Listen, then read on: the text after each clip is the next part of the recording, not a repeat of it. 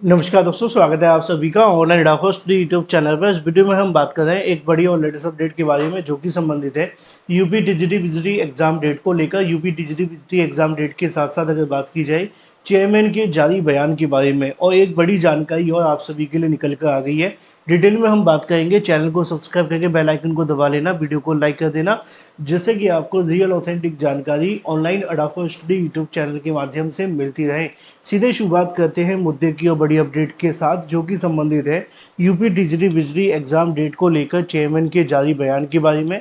Chairman के बयान के साथ साथ अगर बात की जाए तो शिक्षा सेवा चयन आयोग की परीक्षाओं के बारे में 29-30 और इसके अलावा 19-20 की परीक्षा को लेकर डिटेल में बात करेंगे। चैनल को आप सभी ने सब्सक्राइब नहीं किया है तो कर लिया करो, क्योंकि देखो क्या होता है कि मैं आपको वो सभी जानकारी सही सटीक देता हूँ जो आपकी परीक्षा के बारे में सही है, ऑथेंटिक है और रियल है।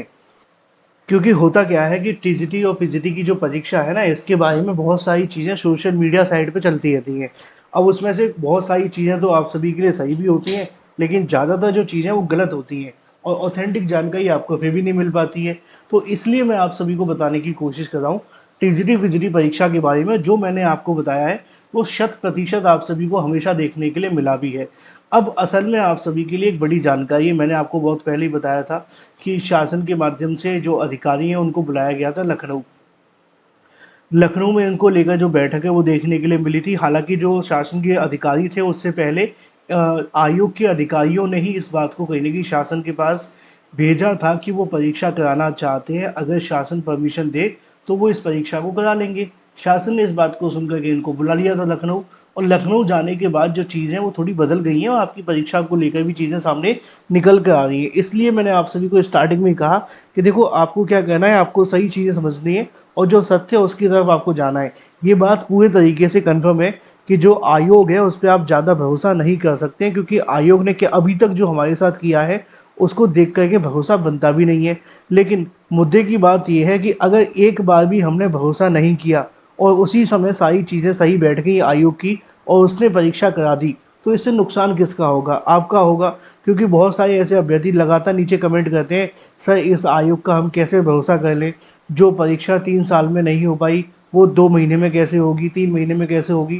तो ये बात सच है, इसमें कोई संशय नहीं है। लेकिन दिक्कत वाली बात ये है कि अगर ये बात आप सभी के लिए सही हो जाती है और आपके लिए कहीं चीज़ें आपके पक्ष में न जा के आयोग के पक्ष में चली जाती हैं, तो नुकसान किसका होगा?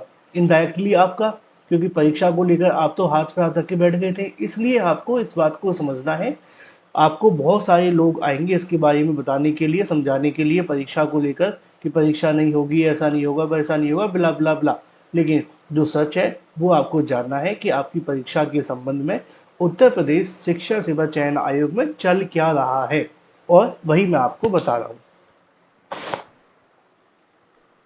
सीधा आता हूँ मुद्दे पर। अब देखो परीक्षा को लेकर क्या चल रहा है। अभी तक चूंकि चीज़ें थी मैंने आपके सामने रखी थी। अभी एक 13 तारीख को नोटिस आया था। उस नोटिस में क्या लिखा हुआ था कि जो पीजीटी की परीक्षा है वो इस तारीख को होगी, वो नहीं हो पाई। चलो उस बात को हटा दो, टीजीटी पे आते हैं। टीजीटी की परीक्षा कब है? 19 और 20 तारीख को। 18, 19 या 20, मुझे शायद कंफर्म नहीं है। अगर आपके पास कंफर्म बता देना, मैं भूल गया हूँ। नोटिस होगा मेरे पास। 18 और 19 था शायद, है ना, माफ़ कीजिए गलती है। ठीक है, तो 18 या 19 को परीक्षा होनी है टीजीटी की। उस नोटिस में इस बात को साफ साफ लिखा हुआ है कि ये परीक्षा 18 या 19 को होनी है, और जिन विद्यालयों में ये होनी है उन विद्यालयों में अवकाश घोषित कर दिया जाए। तो अभी भी शासन स्तर पे जब बैठक देखने के लिए मिली थी 2-3 दिन पहले, मैंने आपको बताया था उसमें हुआ क्या था। मैंने आपको समझाने की कोशिश की थी कि शासन की तरफ से कहा गया है कि ठीक है, आप परीक्षा से संबंधित प्रोसेस को स्टार्ट कर सकते हैं। क्योंकि परीक्षा के लिए अध्यक्ष का होना महत्वपूर्ण नहीं है, परीक्षा के लिए परीक्षा नियंत्रक का होना महत्वपूर्ण है। उसका काम ही एग्ज़ाम को कंट्रोल कराना है, तभी तो उसका नाम एग्ज़ाम कंट्रोलर रखा गया है।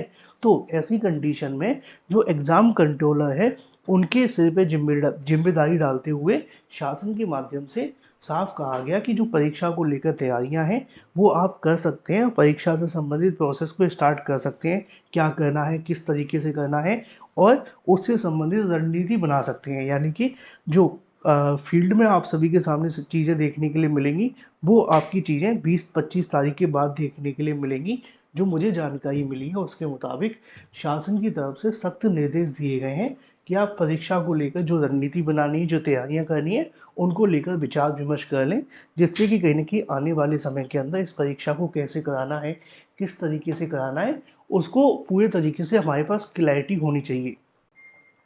दूसरी चीज़ ये भी देखने के लिए मिली है कि उत्तर प्रदेश शिक्षा सेवा चयन आयोग को शासन की तरफ से स्पष्ट दिशा निर्देश दिए गए हैं कि ज़्यादा इंतज़ार नहीं करना पड़ेगा। इसी महीने के अंत में आते-आते आयोग को नए चेयरमैन भी मिल जाएँगे और जैसे ही नए चेयरमैन मिलते हैं, उसके बाद क्या होगा कि परीक्षाओं में आप सभी को तेज़ी देखने के लिए मिलेगी। यानी कि जो भर्ती में कहीं न कहीं आप सभी के मन में सवाल है कि भई परीक्षा नहीं हो पा रही, ये नहीं हो रहा, वो नहीं हो रहा, इसीलिए चेयरमैन को हटाया गया था पुराने वाले को।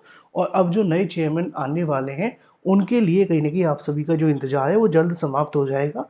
सब कुछ सही रहता है तो आप सभी के लिए इसी महीने के अंत में आते-आते नए चेयरमैन भी आ जाएँगे और नए चेयरमैन के आने के बाद फिर कहीं न कहीं आप सभी के लिए जो परीक्षा है, उससे संबंधित प्रोसेस और तेज़ देखने के लिए मिलेगा। इसलिए टीजीटी और पीजीटी परीक्षाओं के बारे में जो चेयरमैन का बयान है, वो आप सभी के लिए बेहद महत्वपूर्ण है। कौन से वाले? कार्यवाहक चेयरमैन का साफ कहना है कि हम परीक्षाओं को लेकर तैयारी कर रहे हैं और जो परीक्षा आप सभी की 29-30 को होनी है, 18-19 को होनी है या 19-20 जो भी है, उसमें आपकी परीक्षा उन्हीं तारीखों पर कराए जाने पे विचार किया जा रहा है। अगर सारी चीज़ें सही रहती हैं तो ये परीक्षा हो भी जाएगी। अब ये देखना दिलचस्प होगा कि उनकी बातों में कितना दम आता है, कितना तैयारी होती है और कितनी सटीकता से उस परीक्षा को वो करा पाते हैं। क्योंकि बहुत सारे अभ्यर्थी हैं जो इस बात को लेकर संतुष्ट नहीं होंगे और लगातार विरोध भी कर रहे हैं, मुझे पता है। लेकिन जो सच है वो मैं आपको बताने की कोशिश कर रहा हूँ। टीजीटी और पीजीटी परीक्षाओं के बारे में अभी तक तो चेयरमैन का यही कहना है कि हम परीक्षाओं को लेकर तैयारी कर रहे हैं। हालाँकि मुझे पता है ये काम इतना आसान नहीं होगा, इतना सिंपल नहीं है जितना ये देखने में लगता है।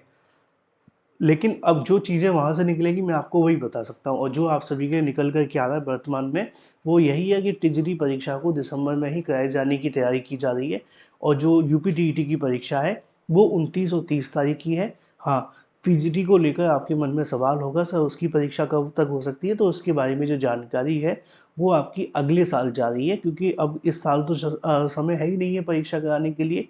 तो जो पीजीटी की परीक्षा देखने के लिए मिलेगी, वो आप सभी की जनवरी तक या उसके आगे तक भी जा सकती है। तो आप लोग क्या करें कि कुर्सी की पेटी बाँध लो, तैयारी करते रहो। परीक्षा जब होनी है वो तो होगी होगी लेकिन आपको ज़्यादा डीएक्टिवेट नहीं हो जाना क्योंकि अगर आप बिल्कुल डीएक्टिवेट हो गए तो इसका खामियाज़ा आपको भुगतना पड़ सकता है। फिलहाल इस वीडियो में इतना ही, मैं आपसे मिलता हूँ अगले वीडियो में। Till then take care, tata bye bye, thank you for watching this video.